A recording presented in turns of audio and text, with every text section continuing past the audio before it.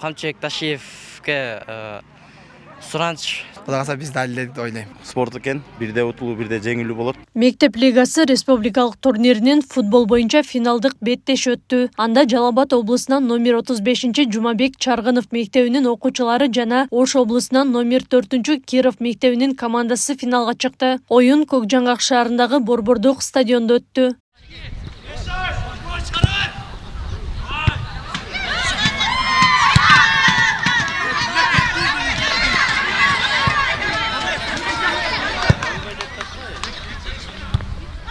Оюндун биринчи бөлүгүндө Оштун командасы алдыга чыгып, эсеп 2-1 болду. Бүйүр кызыткан беттешке окуучулардын ата-энелери дагы күйөрмандык кылышты.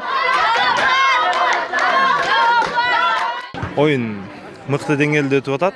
Азыр Жалал Абад менен Ош шаары финалга чыгышты.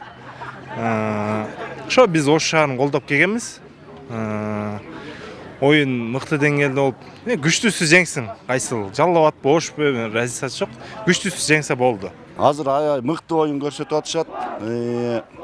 Мынакей 1 жылдан бери даярданып атышат. Кышы жайы дебей аябай абдан жакшы, мыкты даярданышты балдар.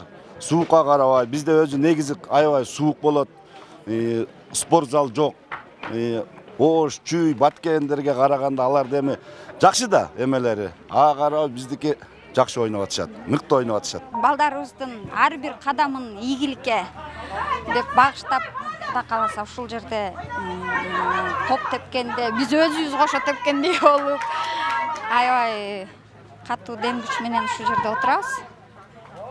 Балдарыбызда ийгилик, балдарыбызды колдоп, алыс дебей, атайын келип калдык. Жакшы буюрса, жылдан жылга өрөөн өсүп барат Кыргызстанда футбол, Кудай буюрса. Ушундай деңгээлде кете бере турган болсок, дүйнөлүк аренага чыгабыз, Кудай буюрса. Оюн боюнча пикир жакшы. Бүгүнкү оюндар 3-4 ойногондо дагы серия пенальтиге чейин жетти. Финалда да Ош менен Жалал Абад пенальтиге жетип, күйөрмандардын эмесине толуп атабыз да, удовольствие алып ыраазы болчу оюнга. Жакшы, аябай жакшы оюн буюрса.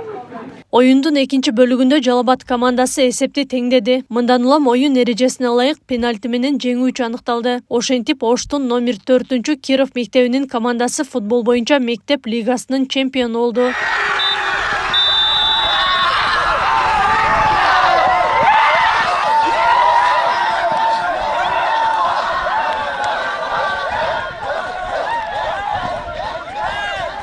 Биз үчүн эң күчтүү сопернигибиз десем, каршылашуу десем туура болот. Ушу Жалал Абад областы болду деп ойлойм.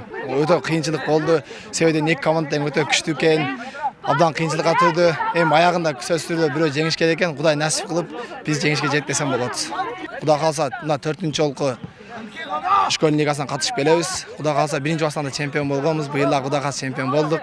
Кудай кааласа биз далилдедик деп ойлойм. Спорт экен, бирде утулуу, бирде жеңилүү болот. Бирок ушул жерге келиштин өзү бизге чоң ийгилик. Себеп дегенде биз кичинекей бир тоонун коюнундагы айылдан чыкканбыз. Бизде мектепте 500дөй окуучу окуйт. Жалпы райондо 42 район бар. Областта 80 мектеп катталып, ошонун ичинде биз республикалык деңгээлде катыштык. Азыр биз эми баягы Ош менен Бишкекке салыштырып болбойт да биздин команданы. Себеп дегенде Ош шаарында жалаң мектептин жанындагы клуб бар, клубтарда ойногон жигиттерди алып келди. Биз мен ыраазымын балдардын оюнуна. Себеп дегенде ушу клубка татыктуу балдар менен менин балдарым атаандаштыкты толук жаратты. Даярдык катуу болду бизде. Ар күндөр тренировка кылып, балдардын чарчап. Ошон бүгүн көрдүңүздөр да. Кудай Алла таалам ушуну бериптир бизге. Бүт командалар күчтүү экен, ойноп аткан соперниктер бүттү даярданган катуу экен. Биз деле жакшы ойнодук, Ош деле жакшы ойноду, көрөт. Жакшы эле оюн болду, достойный эле. Белгилей кетсек, Жалал Абад облусунун атынан Токтогул районунун Элмирбек Иманалиев айыл аймагынан келген команда ат салышты. Окуучулар УКМК төрагасы Камчыбек Ташиевке кайрылып, өздөрү жашаган аймакка шарттары бар заманбап оюн талаасын салып берүүнү суранды. Жалал Абад областынын Токтогул районуна караштуу Элмирбек Иманалиев айылында жашайбыз. Тоонун түбүндө биз ушу республикага деп көздөп, кыш кар жайбы, жамгыр жайбы иши кышындасында карга карабай да тренировка кылдык. Мынакей азыр ошонун акыбетін көрүп, өзүбүздүн эмгегибиздин үзүрүн алып отурабыз. Өзүбүздүн дагы Элмирбек Иманалиев айылында да поля жок. Мен ушул учурдан пайдаланып Камчыбек Ташиевке мектепке суранычым бар эле ушу Элмирбек Иманалиев айылына бир стадион куруп берсе, биз да ошол жакта тренировка кылып, биз ушундай балдардай болуп отбор болот да, мисалы жыл сайын ар кайсы клубтарга. Биз да ошондой отборлорго баргыбыз келет мисалы. А биз айылда жашап калган үчүн билбейм, же чакырбай коюшабы, биз андай отборлорго бара албайбыз да. Мисалы бизде деле таланттуу балдар көп.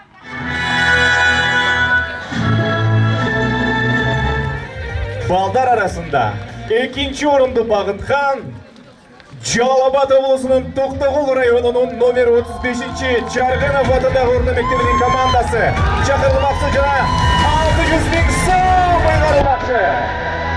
Жалал-Абад командасы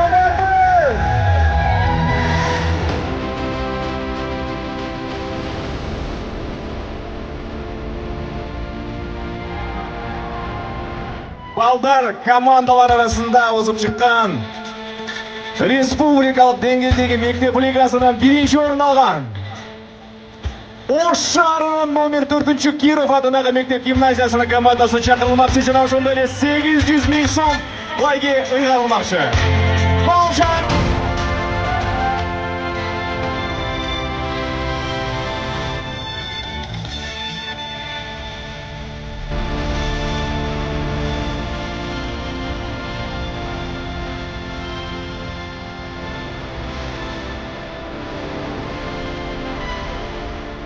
Эске сала кетсек, Жалал-Абад шаарында башталган мектеп лигасына өлкө аймактарынан келген 300дөн ашуун окуучу катышып, спорттун футбол, баскетбол жана волейбол түрлөрү боюнча күч сынашты. Оюндардын жалпы байге фонду 8 500 000 сомду түзөт. Акылай Кырабаева, Шерзат Эгембердиев, регион.